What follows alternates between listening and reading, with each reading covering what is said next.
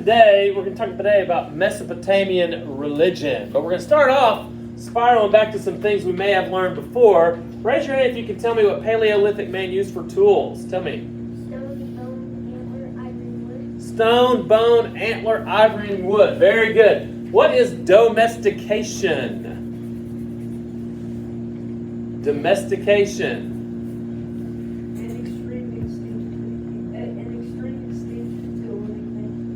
No. Good guess. To control something. To control what? And? Water. No. Plants. Plants. Plants and animals. That's basically what farming is, right? Domestication is controlling plants and animals on your farm. You're going to control how much, you're going to control where they are, and you're going to control what you're farming using, right? You know, in my garden, I have cucumbers and tomatoes and lettuce, right? But I don't have like okra because it's nasty. I don't like it. You know, animals that I have in my backyard. I got chickens and a dog. I control how many of those I have, correct? That's domestication. How did agriculture help mankind? They were allowed to get like healthy food, and they helped them to like not like when all was not to just stay. Okay, it increased their food supply. And because your food supply goes up, what happens to your population? Grows. And because you have more population, what kind of jobs can you now have? Specialized jobs. Very good. How did domestication hurt mankind? That's interesting. How did domestication or agriculture hurt mankind? Say it again. Yeah, you were stuck in one place, and if you had extra, it left you prone to invasion. That's good. Well, not good. That's one, I'm sure. What about is eating grain and bread as good for you as hunting and gathering? It really isn't. That's not the best time. The best kind. Is farming hard on the body? Yes. Farming is hard. Sure. Who was the first king to unite the city-states? Sargon of Akkad. Very good. Next. All right, so the next thing you're going to do is you're going to answer, and we'll just do it briefly. Tell me something in your life that you can't explain. What's happened in your life? What happened about a year ago that a lot of people had a hard time explaining? Okay, flooding. Okay, hurricane that happened in the mountains. What about when someone young and healthy dies? Right? That's hard. That's hard to explain. Okay? So this is the reason we're getting our brain there is how do you try to understand things you can't explain? Like who created man? How long are we going to be here? Who made the planets? Religion. Yes, that's kind of what we're going to get our brain with today. Next. So here's our essential question. How did belief shape Mesopotamian life? Write that down somewhere. How did belief shape Mesopotamian life?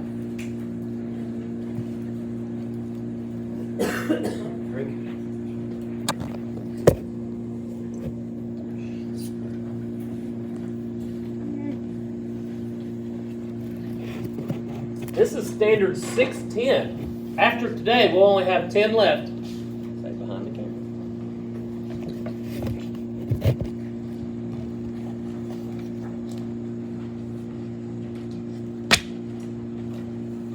Who's still right? You don't have to write. Special privileges, cameraman.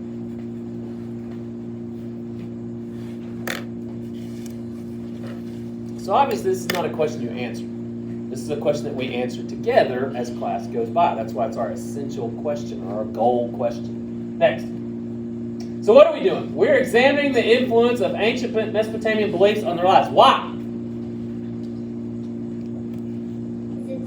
It's a tested standard. Also, understanding how people explain the unexplainable will help us better understand how they lived and why they did what they did. Next. Next again. Standard 610, Mesopotamian religion. Next. Next again. Next again. All right, around 5,000 to 3,800 BC, Mesopotamia was a bunch of small farming communities. Is that a civilization? No. Why? Because they weren't living in what?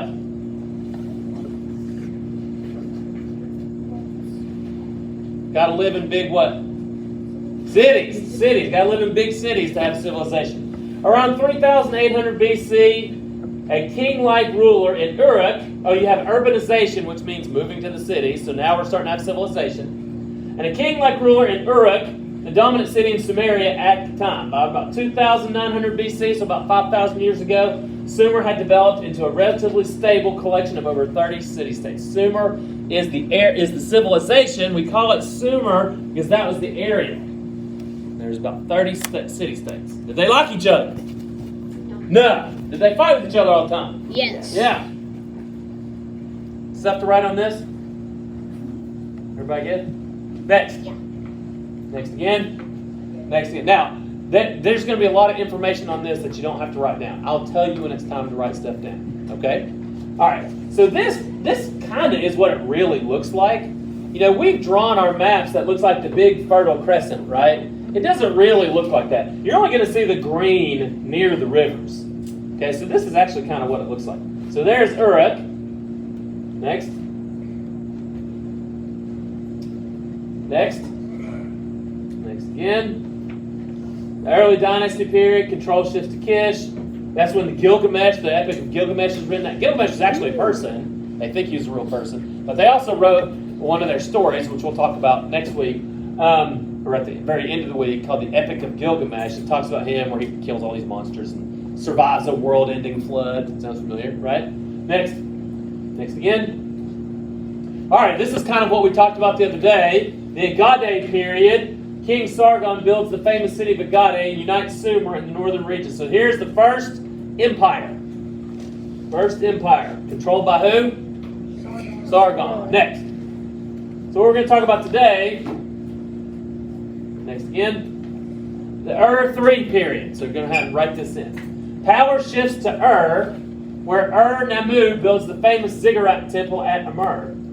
Amorites conquered the Sumerians around 2000 BC and established the Babylonian Empire. The reason that we talk about Ur being very important is it's super big city, and we have found the ruins of Ur. So we know what it looked like, okay, because of all the ruins. And Ur connects us to another civilization. It connects us to the ancient Israelites because Abraham was a Mesopotamian from Ur. So we can kind of know what his life was like, what his beliefs were when God talked to him. Okay? Everybody good? Anybody still writing? Next. So the purpose of religion. Religious beliefs emerged as a way to what? Explain the unexplainable, such as the weather, the creation of man. I hope you're writing down stuff.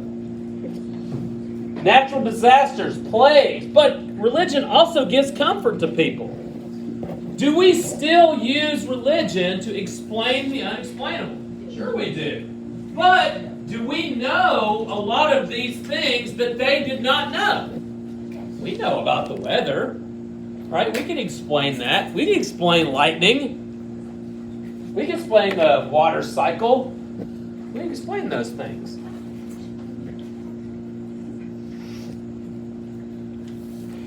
But some things are still the same. Who's still right?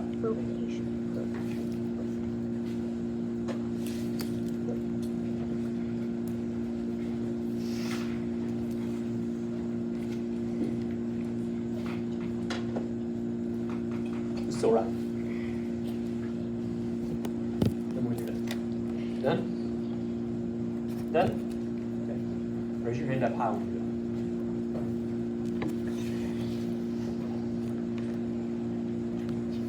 Zoom in a little bit to make sure you get a lot of this. Sometimes it's hard for people to see what the words say. Next. Next. Next. Next again. Next again. Sumerian religious ideas. Next. By 3000 BC, the Sumerians had developed cosmology. not cosmetology. Okay, that's cutting hair and doing nails and stuff. Okay, cosmology and a religious system. This developed out of earlier ancestor worship and the worship of heavenly bodies and forces of nature. You know, first they're going to worship like the stars. You don't know what those are, and their ancestors. It's going to be a little bit different now. Next again. So here's cosmology. Next again. So they believed that the Earth was flat, surrounded by an empty space. Is the Earth surrounded by an empty space? Yeah, it's called space, right? Okay. They also said that we are enclosed in an overarching heaven dome. Are we enclosed with the dome? I'm pretty sure it's called the atmosphere, right? But the big difference is they said that the whole planet was surrounded by water instead of just nothing. It's surrounded by nothing. Everybody clear on that? Next. So, the Mesopotamians, they were polytheistic. Polytheism means belief in more than one God. Poly means more. Theism means God. Gods controlled all aspects of their life, such as rain, wind, nature. Gods behaved like people. They ate, drank, slept, and even got married. They also lived forever and had superpowers. Happy gods from prayer and offerings. If not, they brought war, famine, and floods. Who told them this stuff? The priest, right? The priest said, hey, you've got to make sure you give all the best stuff to us so we could go up and give it to the god. Now, we're the only one that's allowed to see the gods. We're going to tell you what they need. Now, whatever they don't use, we're going to use. That kind of seems like a huge scam, right? It definitely was. Yes? I was actually about to say they're probably using all of that instead of giving it away to... Yeah, they 100% did. Yeah, totally did. Okay. But the lie doesn't stop there. The lie is going to get very more intricate as we go on. But they believed all this stuff. Kept them happy. Next. Anybody still writing on the last one? Okay. Polytheism. The belief in many gods. Sumerians believed that there were more than 3,000 gods. Each city-state had a primary god who was their protector. The ziggurat in the center of the city was dedicated to the primary god. Sumerian gods looked and acted like people, but had supernatural powers and lived forever. Now that's going to be different when we talk about the Egyptian gods. The Egyptian gods are kind of going to be half animal, half man.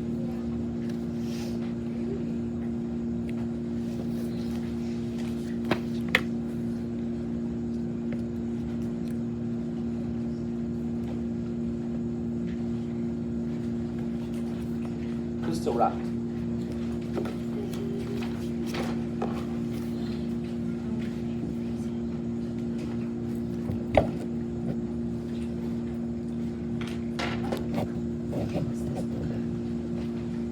when you're ready. Pardo, you ready? Next. Next again. The deities. Now, a deity is a god. That's just the way that what they go. The deities in Sumerian Pantheon. Pantheon means list. The deities in the Sumerian pantheon of gods typically began as local gods. Next. Here's one of them. Next. Particular Sumerian cities would have their own central deity, aka, the example is the god On is associated with the Uruk, and the god Enki is associated with Eridu. Nothing right there, right? Next. So the power of the gods. Sumerians believed that everything that happened to them, whether it's good or bad, was the result of the god's pleasure or displeasure. This meant Sumerians lived in fear of making their gods unhappy. Who told them that? The priest. The priest. Now that's a pretty powerful thing, to have the power over people as they believed that bad things would happen to them. Do you think that any of these people had ever seen bad things happen? Yeah. Of course.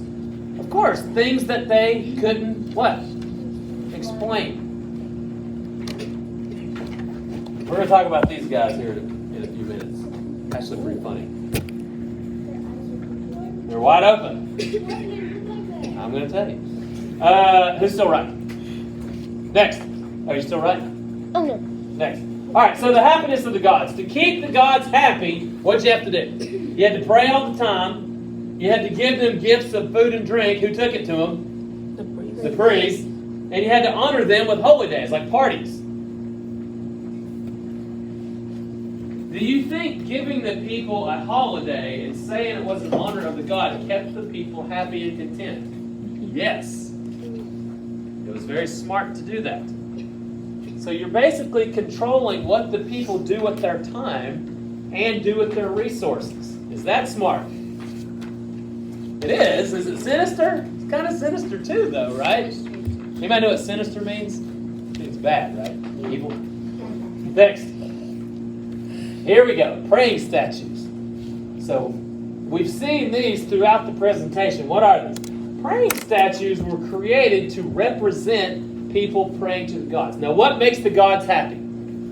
People praying to them. People praying to him. And so the god lived up in heaven in the dome-like atmosphere, and they could look down on the ziggurat. Now, sometimes the god would come down and stay in their house, right? But from afar, they could look down and see people praying. So what the priest says is, here's what you do, is you just make a statue of yourself that's always with their eyes open, and they're always praying to the god. So the god will look down and see you praying to him, and they'll be happy. So who do you think made the statues? Probably some of the priest's family, right? Yeah, make these statues. These things will pray for you. Who told them that was going to work? The priest, right? So now we got two things. We got two people lying. So the priest, none of this is real. And so then you got the people selling the praying statues, say, hey, they're going to pray to you. That's not real either. But then you got the people who are using the statues to pray for them. So it's a big lie. All of it's a big lie all the time. So like, yeah, we'll put our statue in there. That'll do it. And I'm going to go about my day. Whatever made them happy, right? Whatever made their socks go up and down, as my Mima used to say.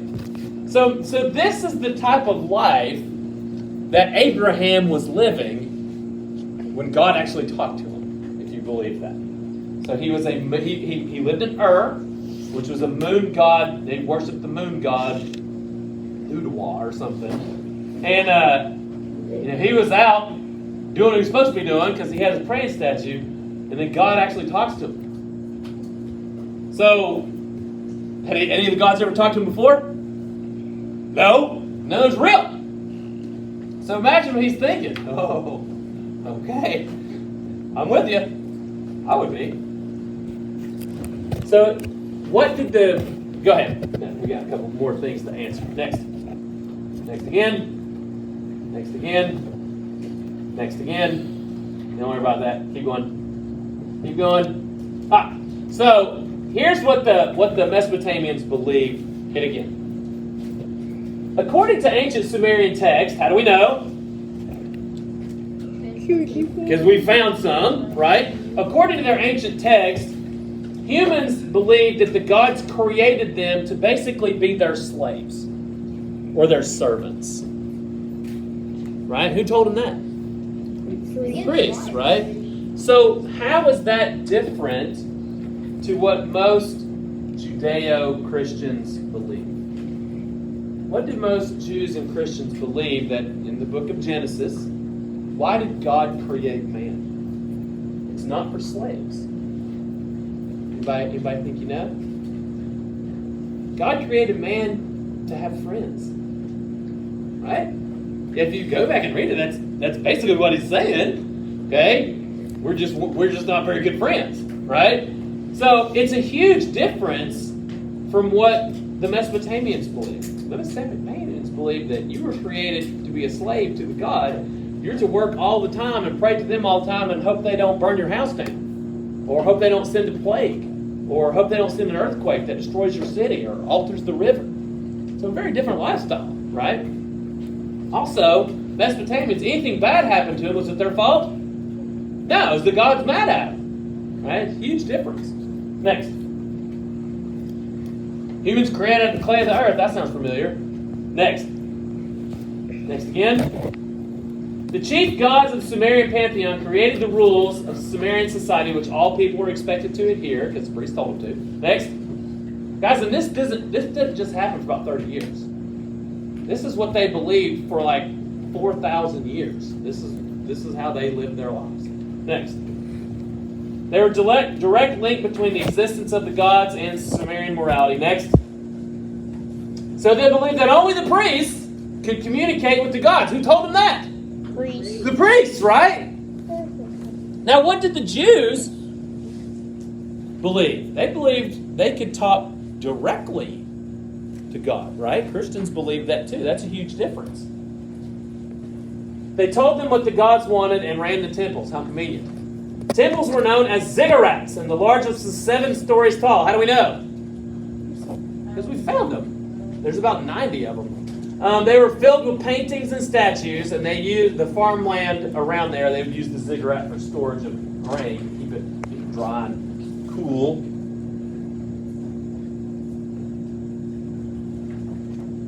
It's still right.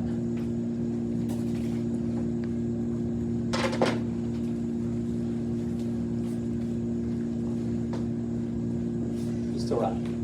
Next. Are you still right? Go ahead. Next. Sumerian priests. They were upper-class citizens, obviously. They were the only people allowed in the ziggurat. Their job was to care for the gods and attend to their needs. How do we know they did that? Because they told everybody, hey, that's what I'm up here doing. Early priests were also kings, given their power to converse with the gods. Later, priests read omens and advised the kings. They could cast out evil spirits. They could transfer them into animals. And priests would perform rituals and told fortunes. Huge scam. Huge scam. And here's the thing. Who are the only people allowed to be priests? The priests' kids. So this was passed down generation to generation. That's sinister, right?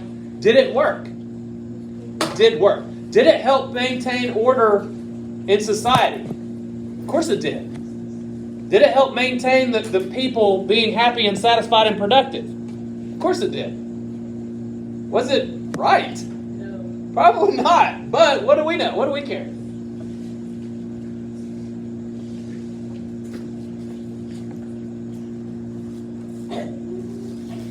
Not everybody was created equal in the ancient world. They did not believe everybody had the same rights. Now, everybody's going to have to follow the same rules, which we'll talk about next week, but not everybody was the same. These people were better than you. They talked to the gods. You didn't. You were just created out of dirt so you could be the god's slaves. Next. So here's kind of a sample of their gods here. You got Anu's, sometimes called On. He was the god of the heavens and the king of the gods. He was associated with Uruk. Then you got Enlil, the god of air, wind, storms. Enlil held the tablets of destiny. These tablets gave him control of the fate of man and made him very powerful. He wore a crown of horns and was associated with the city of Nippur. Then you've got Enki. Enki was the shaper of the world as well as the god of wisdom, intellect, and magic. He invented the plow. That's nice of him. And was responsible for making plants grow. He was drawn holding Zu, the storm bird. He was the god of the city of Eridu. You have Utu, the god of the sun, as well as justice and law. Utu was drawn holding a saw-like instrument. I don't know what that was for. Mythology says that Utu travels across this world each day in a chariot. A lot of religions will talk about traveling across the sky in a chariot. Inanna was the goddess of love and war. There's going to be several of those for different civilizations. Her symbol is a star with 8 points. Her primary city was Uruk, but she was also the prominent in Babylon. And then you've got Nana. Nana was called Sin. He was the god of the moon. His home was the city of Earth. As we say in my class, go forth and learn because knowledge is